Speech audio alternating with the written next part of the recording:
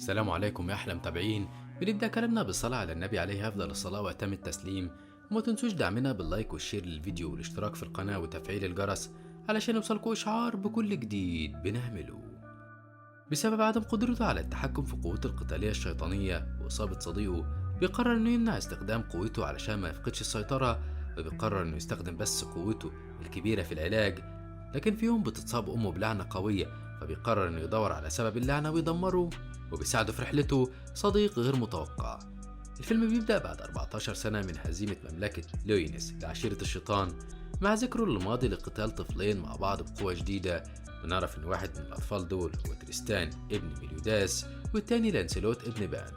بنلاحظ إن القتال التدريبي ما بينهم قوي جدا، وبنشوف مجموعة من الخدم وهما بيحاولوا يوقفوا القتال لكن مفيش فايدة.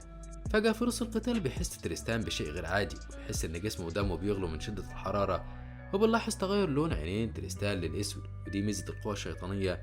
وفجأة بيهجم تريستان على لانسيلوت بقوة كبيرة، وبنلاحظ إن تريستان فاقد لتركيزه، وبنشوف دم على الأرض وبنسمع صريخ للخادمات. بنرجع للوقت الحاضر لتريستان اللي بيصحى من النوم مفزوع بسبب حلمه اليوم اللي فقد فيه السيطرة وهاجم لانسيلوت.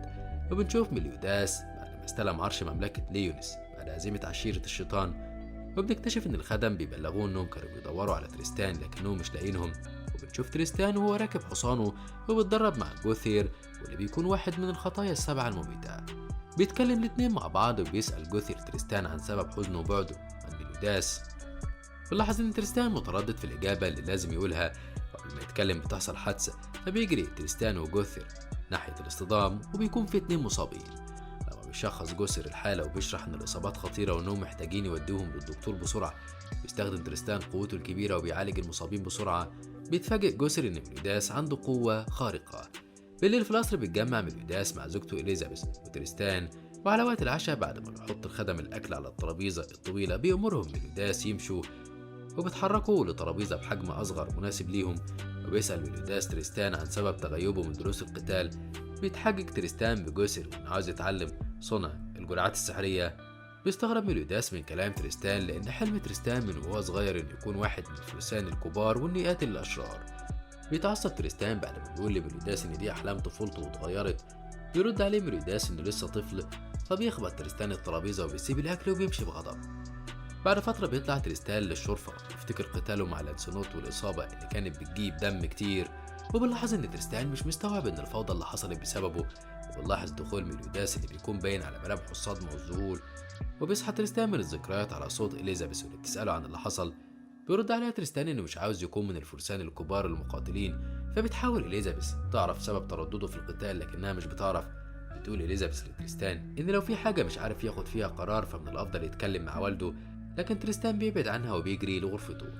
في غابة ألبا بقى بنشوف مجموعة من الكائنات الغريبة، بنعرف إن اسمها الفوارغ، وبتهاجم الجنيات والعمالقة. ورغم اتحاد العمالقة والجنيات إلا إن عدد الفوارغ كان كبير، وبعد قتال شرس ما بين الاتنين بتقدر الفوارغ إنها تسيطر عليهم. وبنشوف الفوارغ وهي بتجمع العمالقة والجنيات وبيحبسوهم. وبنلاحظ وجود طفلة من العمالقة ومعاها طفلين من الجنيات بيحاولوا يبعدوا عن الفوارغ، لكن الطفلة العملاقة بتكون حزينة على أهلها، فبتصرخ بصوت عالي. ورغم محاولة الأطفال إنهم يخلوها إنها تسكت علشان ما ينكشفش مكانهم، لسوء حظهم بينكشفوا وبيحاولوا يهربوا، بيكون في واحد من الفوارغ بيجري وراهم. فبتخاف الطفلة العملاقة وبتقع على الأرض مع الجنيات الأطفال. قبل ما يهجم عليهم الفوارغ بيظهر سهم أطلقه واحد من الجن لكن شكله غريب وبيقدر ينقذهم. وبنعرف من كلام الجن الغريب إن في مجموعة كبيرة من الفوارغ المجهول المصدر بتاعهم بتهاجم العمالقة والجنيات في كل مكان. بيخاف الأطفال وبيقرروا ينقذوا أهلهم، لكن الجن الغريب بيحاول يهديهم لأن عدد الفوارغ كبير ولو قربوا منهم هياخدهم زي أهلهم. بيحزن الأطفال، وقبل ما ياخدوا راحتهم بيحس الجن الغريب إن الفوارغ قربوا منهم، فبيساعد الأطفال إنهم يهربوا.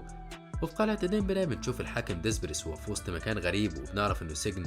وبنشوف مجموعة كبيرة من الجنيات والعمالقة محبوسين في أقفاص فوق بعض، ونلاحظ وجود الشياطين والوحوش. وأول ما بتشوف الكائنات ديسبريس بيحاولوا يخلوه يطلع لهم، لكن ديسبريس بيضحك عليهم. هو بيستخدم ديسبريس عصا الفوضى اللي بيطلع منها ضوء غريب، وفجأة بتختفي الكائنات وبيتحولوا لغبار شكله غريب. وفي مملكة ليونس بنشوف تريستان بعد ما صحي على صوت الخادمات هم بيبلغوه إن السيدة إليزابيث انهارت من غير ما يعرفوا السبب. فبيجري تريستان ناحية غرفة إليزابيث وبيلاقيها نايمة، وبيسأل ميليوداس عن سبب مرضها. بيرد عليه ميليوداس إن إليزابيث صحيت وهي حاسة بالألم وفجأة أغمى عليها. بيسأل تريستان الطبيب هندي عن نوع المرض. بيرد عليه هند انه جرب جميع انواع العلاج لكن مفيش تأثير، لان اللي في اليزابيث مش مرض ولكنه سحر قوي. بيتعصب تريستان لان محدش عارف مين وايه السبب، ولان التعويذة اللي القاها هندي ما جابتش نتيجة. وبيكون هندي متأكد ان اليزابيث لو قدرت ترجع لوعيها اللحظة هتقدر تفك اللعنة اللي عندها. بيقرر تريستان انه يغامر وبيمسك ايد والدته وبيستخدم قوته الكبيرة لشفاء اليزابيث. وفجأة بيدخل تريستان لوعي اليزابيث وبيشوف اللعنة وبيتأكد انها لعنة مش مرض غريب. وعلشان يعرف تريستان مكان اللي ألقى اللعنة بيتحرك ناحيته، لكن الكبير بيقفل المكان اللي تريستان بتطفل عليه منه. وبيرجع تريستان وبيقول لميليوداس ان مفيش فرصة لقوته انها تفك اللعنة. بيكون تريستان شبه منهار، فبيحاول ميليوداس انه يهديه، لكن تريستان بيدفعه لبعيد وبيجري بقوة. في الوقت ده بيوصل جسر وبيشوف الخناقة، وقبل ما يطلع تريستان بيشاور ميليوداس لجسر بطريقة خفية، فبيلصق تريستان تعويذة التتبع. وبياخد تريستان حصانه وبيجري بسرعة، لأنه لما فشل في علاج والدته قدر يحدد موقع وجود الكاهن. في الوقت ده بيكون ميليوداس بيرعى اليزابيث اللي بتبقى مشغولة على تريستان، وبيتكلم هندي وبيقول لميليوداس عن العلاجات اللي ممكن تعالج اليزابيث، وقالوا ان في علاج نادر جدا يقدر يعالجها. بيشاور ميليوداس لجسر اللي بيفهم ان ميليوداس عاوز يبعت رسالة لباقي الخطايا السبع علشان يساعده. وفي غابة ملك الجن واللي بتكون فيها واحدة من الخطايا العملاقة ديان وملك الجن، واللي بتوصل لهم رسالة ميليوداس فبيتحركوا على طول. وفي مملكة بينوك بتوصل الرسالة لبان فبيتحرك لمملكة ليونيس. وبنرجع للفوارغ اللي خطفوا الجنيات والعمالقة، وبيكون الجن الغريب والأطفال ماشيين وراهم. وبيكتشف إن الفوارغ متجهين للشرق، وده الطريق اللي تريستان متجه ناحيته. وبيكون الجن الغريب بيفكر في خطة للإنقاذ، لكن الأطفال بيتحمسوا فبيلاحظ الفوارغ وجودهم فبيتحركوا ناحيتهم وبيطردوهم. وفي الوقت ده بيكون تريستان وصل للمكان اللي هم فيه، وبيشوف الفوارغ يهاجموا الأطفال والجن الغريب. وفجأة بيقف الجن الغريب وبيقول للفوارغ إنه هيروح معاهم بهدوء مش محتاج لقتال، فبيقف الفوارغ. بيكون الأطفال مستغربين فبيقول لهم الجن الغريب إن ده جزء من الخطة. وقبل ما يكمل شرح بيظهر تريستان وبيهجم على الفوارغ من غير ما يفهم الوضع، وبيقفز فوق الحصان.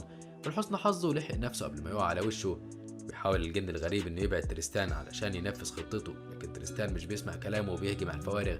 وبيتقاتل الاتنين بسبب إهمال تريستان لدروس القتال. بنلاحظ إن قوته مش كبيرة، لكنه استخدم هجوم المقاومة الكاملة واللي بيرد ضربة العدو ليه.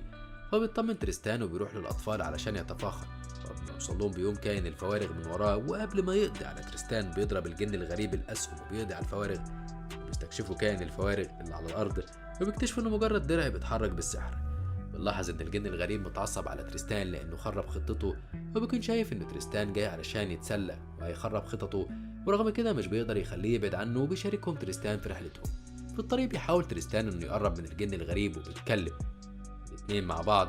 وبنعرف إن في الشرق موجود مدينة إدنبرا واللي مفيهاش غير البشر، إن المملكة اتدمرت على إيد عائلة من مصاصي الدماء من أكتر من 20 سنة، إن الخطاة السبع شاركوا في معركة ضد مصاص الدماء، وإنه من فترة رجع البشر لإدنبرا لكنها انهارت تاني. لكن ديسبريس الملك الجديد رفض التعاون مع باقي الكائنات. في القلعة بيظهر الكائن لديسبريس صورة تريستان والجن الغريب وباقي المجموعة، فبيطلق ديسبريس صرح الوحش علشان تتخلص من الأطفال. وبيكون في جيش كبير من الفوارغ، وقبل ما يفكر الجن الغريب في خطته بنشوف تريستان وهو في قلب المعركة وبيستخدم هجوم النجم الساقط واللي بيقدر بيه يقضي على مجموعة كبيرة من الفوارغ. وبيتعصب الجن الغريب على تريستان لأنه متهور، وقبل ما يفرحوا بانتصارهم الصغير بيهجم مجموعة أكبر وأسرع.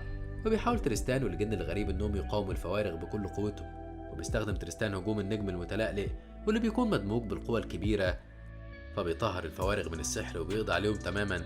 وفي نص القتال بيقدر الجن والعمالقة يطلعوا من العربية وبيحاولوا يساعدوا تريستان والجن الغريب، لكنهم بيرفضوا إن حماية الأطفال أفضل من الهجوم.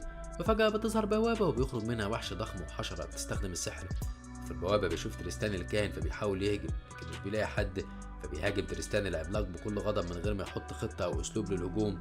والناحية التانية بيقاتل الجن الغريب الحشرة اللي بتستخدم سحر الرياح وبتحاصر الجن الغريب وبتمنع منه الرؤية.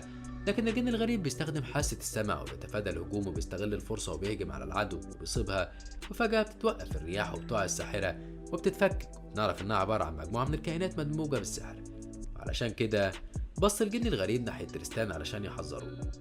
بيلاحظ إن المباراة صعبة على تريستان اللي بيحارب القوى الشيطانية علشان ما يضرش حد بهجومه. وفي ظل تفكيره ده بيهجم العملاق على تريستان، وقبل ما يقضي عليه بيصاب الجن الغريب عليه. وفجأة بيتغير شكل الجن الغريب وبيهجم على العملاق وبيقضي عليه. ولما بينزل على الأرض بنكتشف إن لانسلوت صديق تريستان القديم. وبكده ينتهي الجزء الأول.